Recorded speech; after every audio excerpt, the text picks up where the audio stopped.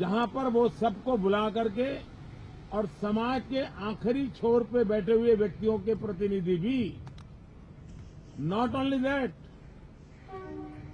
Gender equality के लिए भी वो काम करते थे और महिलाओं को भी एम्पावर करना, डिसीजन मेकिंग प्रोसेस में इन्वॉल्व करना, ये 12th सेंचुरी में भगवान बसवेश्वर ने किया था।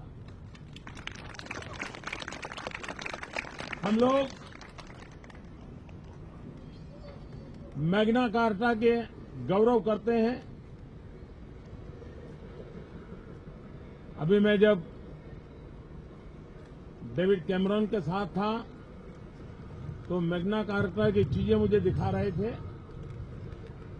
लेकिन भगवान बसवेश्वर उससे भी पहले हुए और जो बातें हम मैग्ना कार्टा में गर्व से कहते हैं वे भगवान बसवेश्वर के और बसव पुराण में आज भी वो मौजूद है। जेंडर इक्वेलिटी के लिए उस समय वो वकालत करते थे। जब डेमोक्रेसी की चर्चा आती है तो हम अब्राहम लिंकन को कोट करते हैं। उन्होंने जो परिभाषाएं कही है वो कोट करते थे, लेकिन अब्राहम लिंकन के भी 700 साल पहले भगवान बसवेश्वर ने उन्हीं बातों को कहा था। वे कर्म योगी थे, वे कर्म में विश्वास करते थे। और आज जो कहा जाता है पॉपुलर टर्म में वर्क इज वर्शिप, उसका मूल तत्वाध्यान भगवान बसवेश्वर की बातों में से आता था। कर्म से कैलाश की चर्चा भगवान बसवेश्वर करते थे। हमारे यहां नर करनी करे तो नारायण हो जाए, ये वर्क इज वर्शिप का एक सीधा सीधा भाव उसमें प्रकट होता है। और भगवान बसवेश्वर ने इन बातों को प्रमोट किया। विमेन एम्पावरमेंट की जब भी चर्चा होगी, भगवान बसवेश्वर की बात अवश्य रूप से मुखर होगी। आज ऐसे एक महान तपस्वी व्यक्ति की प्रतिमा लंदन की धरती में प्रस्तावित होती है तो हर भारतवासी को तो गर्व होता ही है। डॉक्टर पाटिल ने उसके लिए भरपूर मेहनत भी की है, उनके साथियों ने मेहनत की है, लेकिन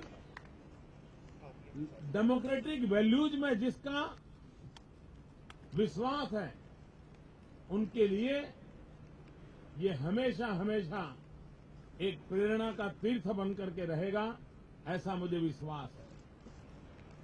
ये विधि की वक्रता है, ये दुर्भाग्य है कि मैं जिस पल भगवान बसवेश्वर जिसने लोकतांत्रिक मूल्यों की बात कही, जिसको वो जिए और जिसको इंस्टीट्यूशनलाइज किया, ग्रास रूट लेवल पर डेमोक्रेटिक सिस्टम को उन्होंने इंस्टीट्यूशनलाइज किया था।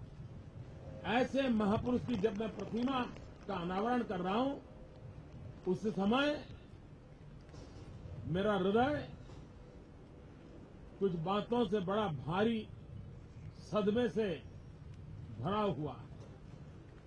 कल जो पेरिस में हुआ, मानवता पर हमला हुआ, और दुनिया ने मानना पड़ेगा कि हमला पेरिस पर नहीं है, ये हमला फ्रांस के नागरिकों पर नहीं है, ये हमला फ्रांस पर नहीं है, ये हमला मानवता पर है, मानवतावादी विचारों पर है। और इसलिए मानवता में विश्वास करने वाली सभी शक्तियों ने इकट्ठे होकर के ऐसी घटनाओं की घोर निंदा करनी होगी और मानवतावादी शक्तियों ने इकट्ठा आकर के मानवता विरोधी शक्तियों को परास्त करने के लिए अपनी जिम्मेवारियां निभानी होगी। मैं चाहूंगा कि यूनाइटेड नेशन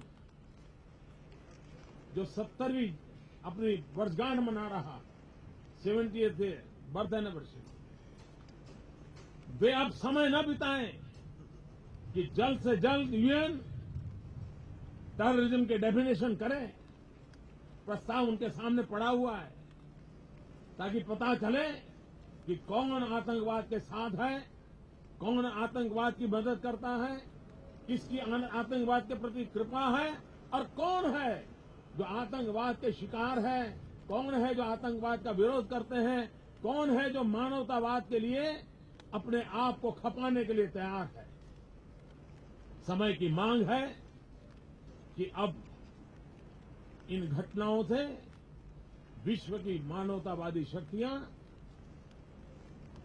समय बीतने से पहले एक आए और एकता के साथ ऐसी शक्तियों को आइसोलेट करें, उनको परास्त करने की रणनीति बनाएं। मैं भगवान बसवेश्वर को, उनके इन महान कार्यों को, और एक बात सही है कि समाज जैसे जैसे आगे बढ़ता है, हर काल में उसमें कोई न कोई बुराइयां, विकृतियां प्रवेश करने का प्रयास करती है। लेकिन मैं उस समाज का प्रतिनिधित्व करता हूं, मैं उस समाज से आता हूं जिसकी एक विशेषता है कि उस समाज में बुराइयां अगर प्रवेश करना शुरू करती हैं, उसी समय समाज के भीतर से ही रिफॉर्मर पैदा होते हैं, उसी समाज में से पैदा होते हैं। और समाज जिन मान्यताओं की ओर आगे बढ़ने जा रहा है, उनको रोकने का, उनके खिलाफ संघर्ष करने का प्रयास वे करते हैं। भगवान बसवेश्वर छुआछूत की बुराइयों के खिलाफ लड़ते थे, ऊंच नीच की बुराइयों के खिलाफ लड़ते थे, इस समाज में पैदा हुए, लेकिन बुराइयों के खिलाफ लड़ने में कभी झिझक नहीं की। और हम जिस समाज को रिप्रेजेंट करते हैं, हिंदुस्तान की विशेषता है कि हर समय हमने ऐसे रिफॉर्मर को जन्म दिया है जिन्होंने समाज में आती हुई बुराइयों को रोकने के लिए अथाक प्रयास किया है, और उसका परिणाम देश को अच्छी तरह मिला है। और यही हमारे एक जीवन समाज की विशेषता है जिसने भगवान बसवेश्वर जैसे महापुरुषों को दिया। मैं आज भगवान बसवेश्वर को कोटि कोटि वंदन करता हूं, और उनके आदर्श, उनके विचार विश्व के लोकतांत्रिक मूल्यों में विश्वास करने वाले लोगों को उनकी तरफ आकर्षित करेंगे, उनको समझने का प्रयास करेंगे, और विश्व लोकतांत्रिक मूल्यों का महत्व समझेगा। बहुत बहुत धन्यवाद।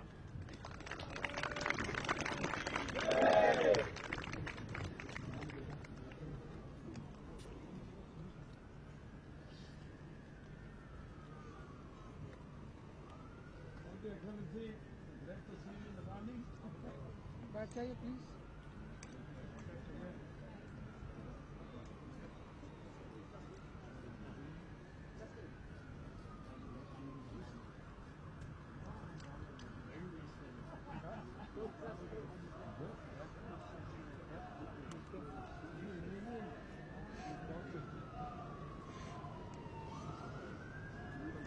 चलते समय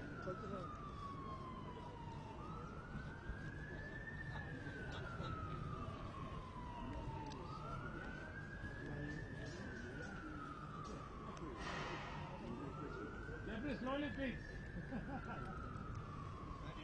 I'm fine. Glad to see you.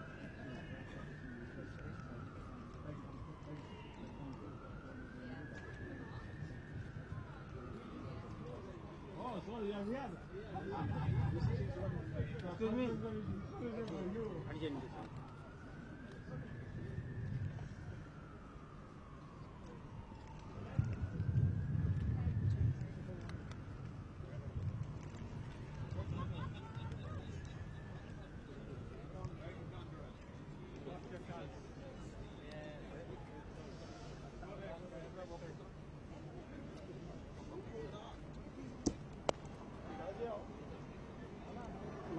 Mic ले लो ना।